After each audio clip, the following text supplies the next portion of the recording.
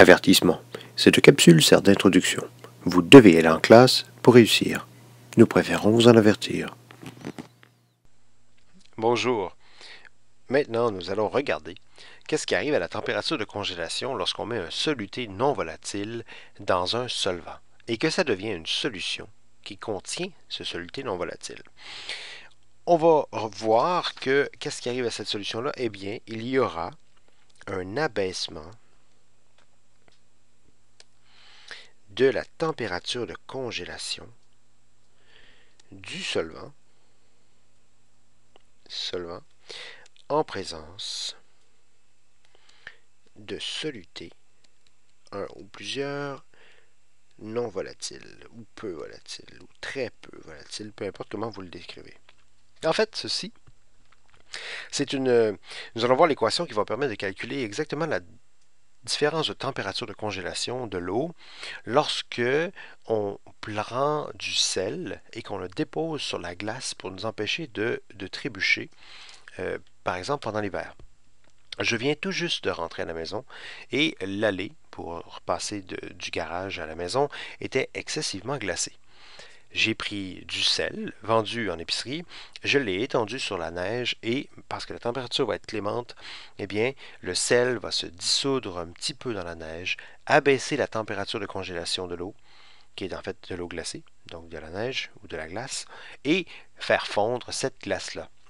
C'est une application directe des propriétés collégatives qu'on voit aujourd'hui. Qu'est-ce qui arrive à la température de congélation? Pour le voir, nous devons retourner, nous sommes présentement à la page 39 des notes de cours, nous devons retourner à la page 38, juste ici. Dans ce graphique-là, nous avions trois phases, le domaine du solide, le domaine du liquide et le domaine du gaz. Nous avons d'abord vu que la pression de vapeur, c'est-à-dire entre le liquide et le gaz, il y avait une diminution de la pression de vapeur au-dessus de la solution. Ensuite, on avait vu qu'il y avait une augmentation de la température d'ébullition.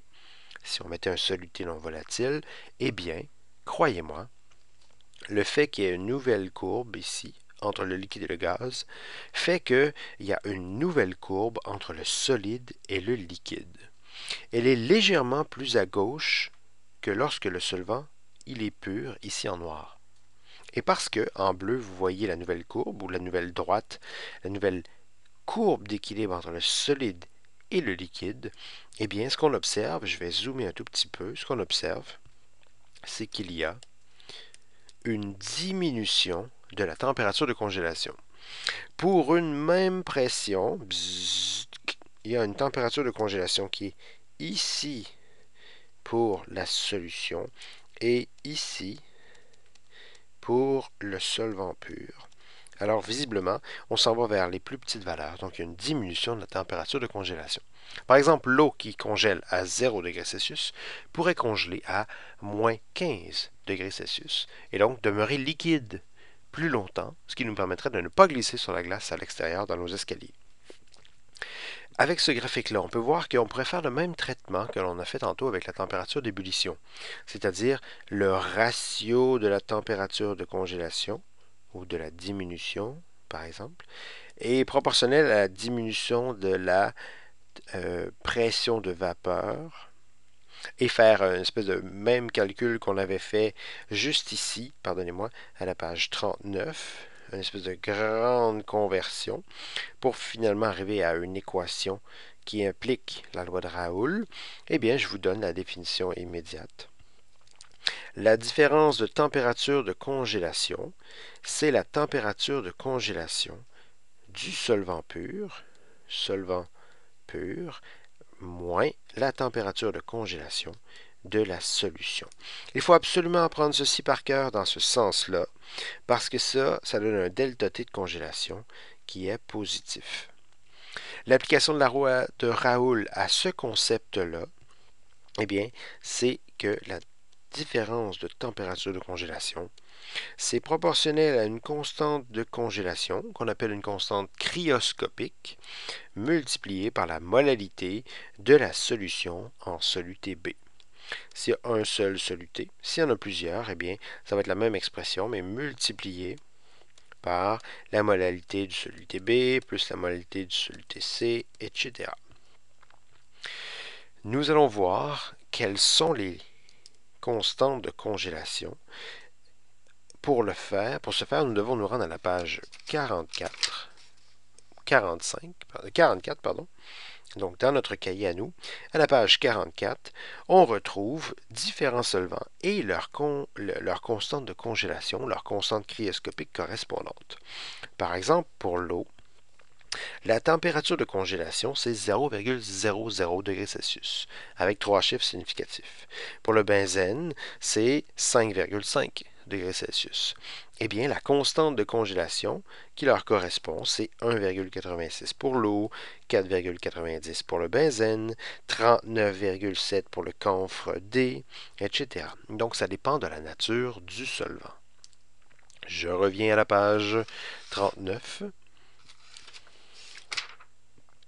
À la page 39, donc, le cas de congélation dépend de la nature du solvant, alors que la molalité de B, qui avait disparu ici, la molalité, dépend de la quantité de soluté. Et c'est toujours la même histoire avec les propriétés colligatives. Nous avons donc, si je nous montre l'image complète, nous avons donc deux variations de température, une élévation de température d'ébullition, un abaissement de température de congélation lorsqu'on met un soluté non volatile dans l'eau. Au laboratoire, ce qu'on va faire ensemble, c'est qu'on va examiner la courbe de refroidissement d'une solution. Alors, on va faire le graphique de la température qu'il y a dans la solution par rapport au temps. On va partir une solution à une certaine température et on va la refroidir. Ce qu'on va examiner, c'est que la température va descendre, va descendre, va descendre, va descendre.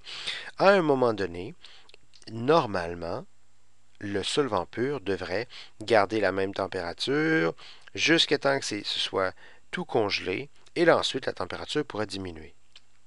Ça, ce serait pour un solvant pur.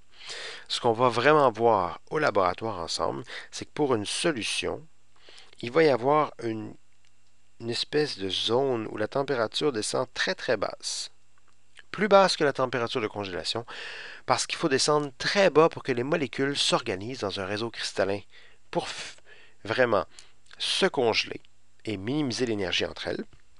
Et lorsqu'elles sont bien placées, oups, ça dégage de l'énergie, on atteint la température de fusion, et là, tranquillement, on a un plateau d'énergie, on a un plateau de température, qui descend, jusqu'à temps qu'on ait complètement congelé toute notre solution, et ensuite la température redescendra. Cette petite zone-là, on l'appelle la surfusion, donc on est dans une zone où c'est encore liquide, mais c'est à une température où ça devrait être solide, et ce que vous allez faire au laboratoire, c'est faire le prolongement de ce plateau-là jusqu'ici, prendre la température qui correspond à ce point-là, et ce sera la température de congélation de la solution. Et vous allez donc pouvoir déterminer plusieurs des caractéristiques de la solution, dont la molalité du soluté, la masse molaire du soluté, etc., grâce à la mesure de la température de congélation et en la comparant à la température de congélation,